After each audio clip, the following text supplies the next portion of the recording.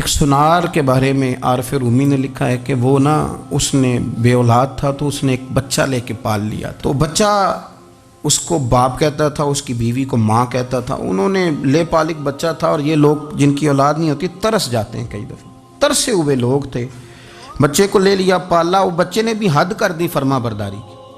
اب وہ جوان ہو گیا اور بڑا خوبصورت جوان ہوا۔ وہ سنار کہتا ہے کہ ساری زندگی میں نے صفائی میں نیکی میں گزار دی۔ ایک دن دکان کے پہ ایک عورت آئی تو وہ کہنے لگی یہ چوڑیاں مجھے خود سے آپ پہنا دیں۔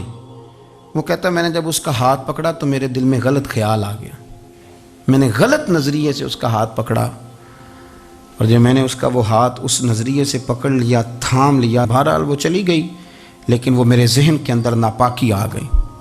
تو میں گھر گیا تو میری بیوی باہر کھڑی تھی اور رو رہی تھی، تڑپ رہی تھی۔ میں نے اسے کہا کیا ہوا؟ تو وہ کہنے لگی کہ بچہ ساری زندگی فرما بردار رہا، میں نے ماں بن کے پالا، پر آج اس نے غلط ذہن سے میرا ہاتھ پکڑ لیا ہے، اور میں تڑپ گئی ہوں، ٹوٹ گئی ہوں کہ یہ اگرچہ لے پالک تھا، کسی کا تھا، پر میں نے تو پتر سمجھ کے پالا تھا، یہ کیا ہوا؟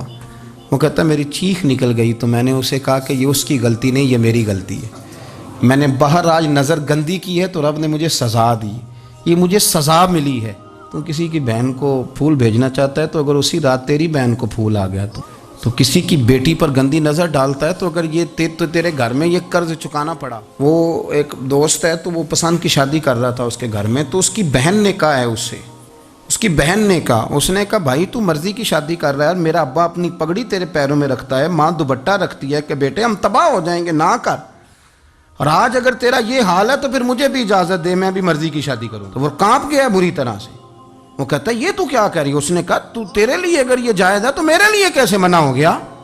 تو یہ کوئی مہذب قومیں نہیں جو ایسے کرتی ہیں، یہ کوئی تعلیم یافتہ ہونے کی یا گورا چٹا ہونے کی علامت ہے؟ کیا آپ کسی کو پھول بھیجیں گے؟ شرم نہیں آتی؟ مہذب قوم اور شریف لوگ کون ہوتے ہیں؟ میرے نبی کریم علیہ السلام نے فرمایا الحیاء من الایمان، حیا تو ایمان کا حصہ ہے، اگر تیری نظر زیادہ جھکی ہوئی ہے تو زیادہ حیا والا ہے۔ اس لیے یہ کوئی گند مند کسی جگہ بھی کسی شخص کو کرنے کی اجازت نہیں، ورنہ یاد رکھیں اس لیے کہ جب آپ کے گھر میں بہو بیٹیاں ہیں، بہنیں ہیں، پھر بھی آپ یہ ذوق بنائیں تو پھر پتہ نہیں کیا سوچتی ہے دنیا، کہاں رکیں گے۔